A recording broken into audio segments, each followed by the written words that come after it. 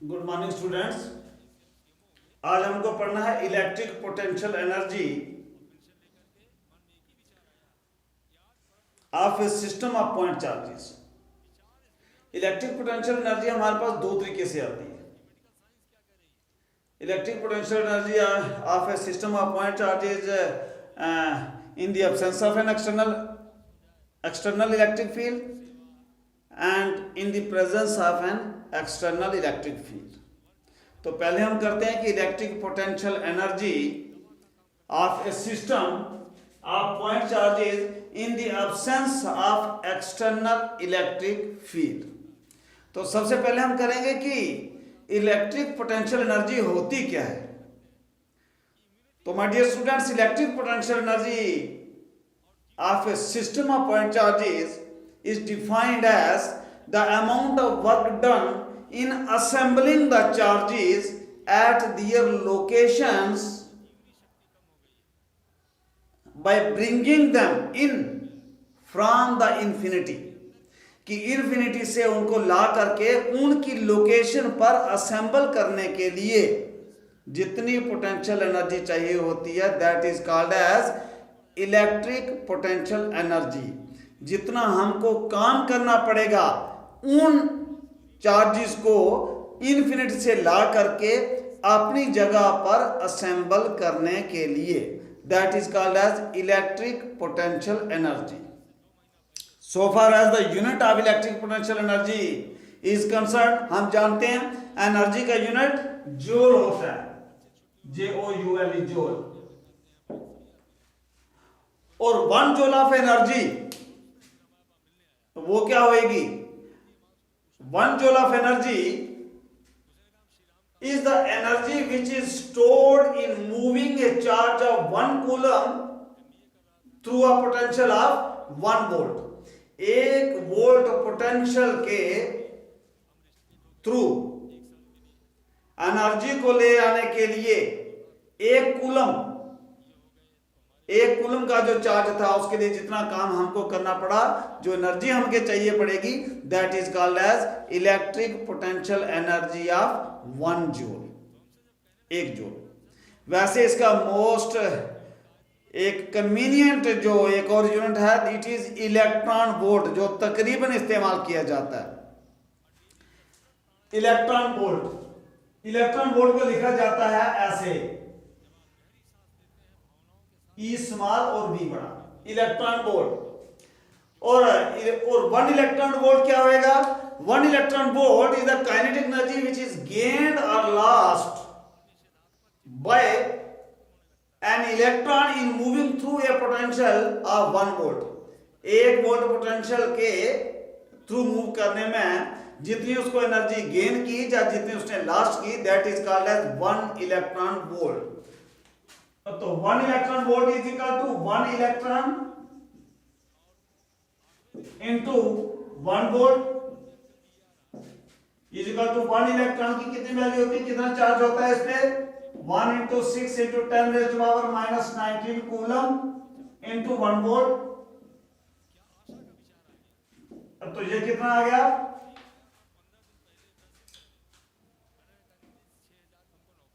1.6 into something multiplied by 1 is equal to same 1.6 into 10 raised to power minus 19 joule. इसलिए आपको कभी कभी पूछा जा सकता है 1 electron volt is equal to how much joule. तो आपने परेशानी हो जाना है, it is 1.6 into 10 raised to power minus 19 joule. अब हम बात करेंगे पहला केस कि electric potential energy due to two charges or a system of two charges, 2 point charges, when there is no external electric field. Suppose I am having a point charge here and it is Q1 in space। जिस space में है A point का नाम दे लेते हैं और एक यहां पर और पॉइंट B है, यहां पर हमने एक Q2 चार्ज को इन्फिनिटी से लाना है। सपोज कर लो यहां कहीं इन्फिनिटी मैं रिप्रेजेंट करता हूं, यहां Q2 चार्ज था, इसको हम लाएंगे यहां से नीचे ऐसे बहुत दूर है ये, इस Q2 को यहां से यहां तक लाना है। अब पहली बात तो क्या हो गई कि ये जो Q1 चार्ज जो A पॉइंट पे था, इस Q1 चार्ज को कहीं से आगे पीछे से यहां पर लाने के लिए हमें कोई काम नहीं करना पड़ेगा। वो काम क्यों नहीं करना पड़ेगा? क्योंकि इस जगह पर जो है कोई भी फील्ड नहीं है। अब जहां पर इसका कोई फील्ड था ही नहीं जिसके अगेंस्ट हम वर्क करते, so the work done to bring this Q1 charge at A in space is equal to 0. That is, if W1 is the work done in bringing this Q1 charge from infinity to this point A1 in space, when there is no field here, will be equal to 0. That is, W1 will be equal to 0. ये तो आ गई पहली बात। अब इस charge के कारण B point पर इलेक्ट्रिक पोटेंशियल कितना होगा? हमने पढ़ा था एक सिंगल चार्ज के लिए कितना इलेक्ट्रिक पोटेंशियल होता है।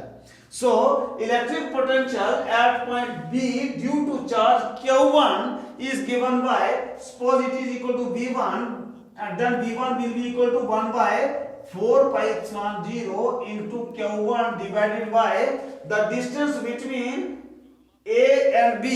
Suppose the distance between A and B is R12.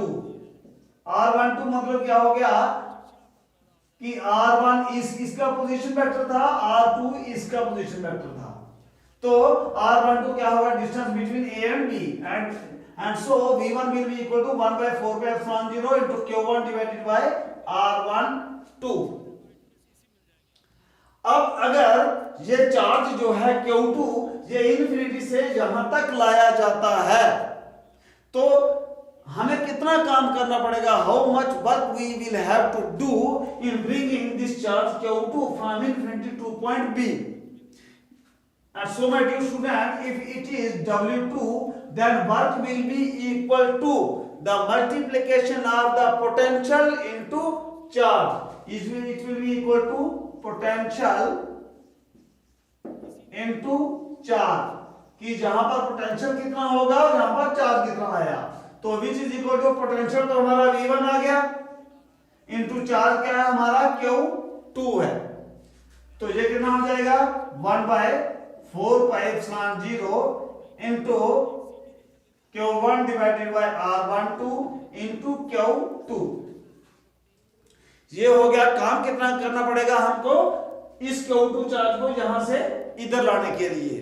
अब according to principle of superposition of potentials क्या होता है कि टोटल जो वर्क डन, तो वो किसके बराबर हो जाएगा? दोनों को जमा करना है, और ये वर्क डन जो है तो ये स्टोर हो जाता है in the form of potential energy. So the total potential energy which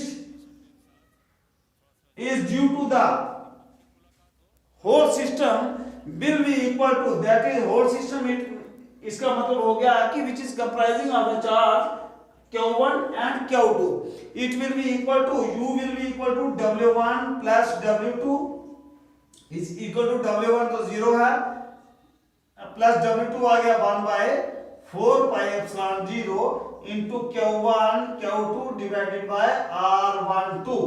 तो ये किसके बराबर हो जाएगा? अब 0 तो गया, तो जाएगा 1 by 4 pi epsilon 0 into Q1 Q2 divided by R12।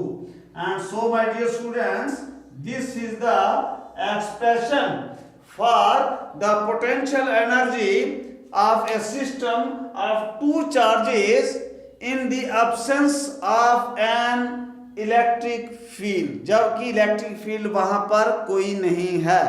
जब वहां पर कोई इलेक्ट्रिक फील्ड होगा उस समय the conditions would be different. ये आपको नेक्स्ट वीडियो में मैं आपके साथ डिस्कस करेंगे कि जब इलेक्ट्रिक फील्ड होगा वहां पर तो तब कितनी वैल्यू इसकी हो जाएगी। So my dear student, this was all about the electric potential energy of a system of 2 point charges which are which are there without any external field. I hope आपको ये अच्छे से समझ आ गया होगा. Even and if you are having any query, you can put them in the comment box and I will try my best to explain. So thank you. Stay home, stay safe.